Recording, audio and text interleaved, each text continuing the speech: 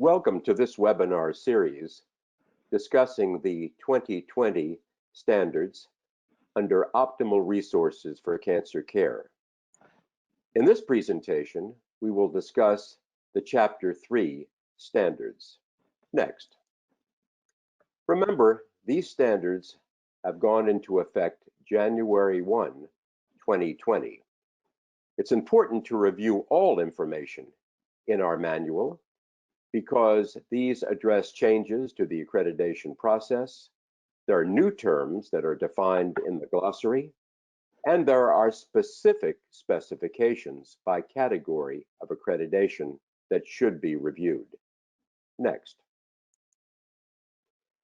Remember, you can also access the 2020 Standards and Resources page for information on our website, and also this covers upcoming activities, especially educational events that you should be aware of. Next. Chapter 3 really covers facilities and equipment resources. The cancer program maintains and provides appropriate facilities and necessary equipment. This is extremely important, and this type of information should be covered in the administrative letter that was discussed when we discussed Standard 1 for our 2020 standards. Next.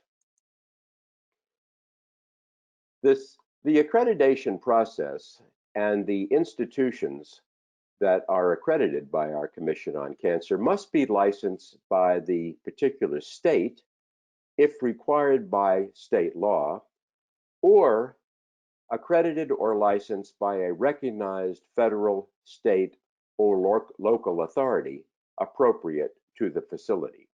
This is information that will be shared with the Commission and also with the surveyor and site visitor prior to coming for accreditation site visits. Next slide. Remember, all information must be available for the pre-review questionnaire, or PRQ, which has taken place of the survey application record, or SAR, which was used in the 2016 standards. The certificate of licensure, either by the state or the accrediting information or organization, must be uploaded into the PRQ. Next. This standard really is important because it looks at the evaluation and treatment services that are available at the accredited facility. Now, the program must provide diagnostic imaging services, radiation oncology services, and systemic therapy services on-site or by referral. The quality assurance practice, which is in place for the required services, must be shown and available both in the PRQ and to the site visitor when he or she visits the facility. Quality assurance is demonstrated by certain accreditation or policy and procedures in these individual areas, especially diagnostic radiology and radiation oncology. And for specific information, again, our 2020 manual should be reviewed. Next. Now, again, accrediting organizations can include, but are certainly not limited to, the American College of Radiology, the American Society for Radiation Oncology, or the American College of Radiation Oncology. These, of course, organizations are very important to many areas of diagnostic radiology and radiation oncology in the facility.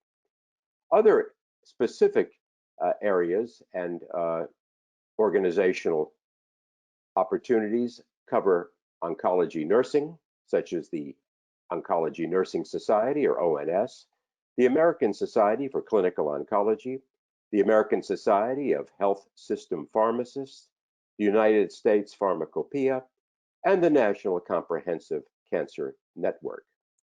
Next slide. Now, how does this apply to radiology or radiation oncology services and equipment? Well, each of these organizations must be coming to the institution and the institution must be recognized as meeting the requirements, especially in quality assurance for these organizations.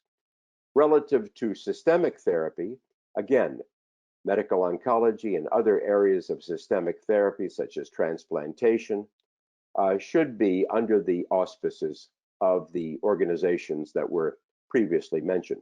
Policy and procedures should be available and uploaded into the PRQ prior to any accreditation visit. Now, it may be that we need to address these services provided by referral. If a patient is referred from the facility which is accredited for other treatment, such as radiation or other types of treatment, then the referral facility has to be appropriately accredited by these particular organizations. And this is the responsibility of the referring accredited institution. Next. Now, the evaluation and treatment services must be appropriately reviewed in the PRQ. Policy and procedures covering quality assurance, as discussed, have to be uploaded for diagnostic imaging services, radiation oncology services, and systemic therapy services. Any certificate of accreditation has to be uploaded into the PRQ to be reviewed prior to the accreditation visit and also available to the site reviewer on the day of accreditation visits. So again, hopefully this information for Standard 3 has been helpful. And again, please review any information in the manual for further information. Thank you.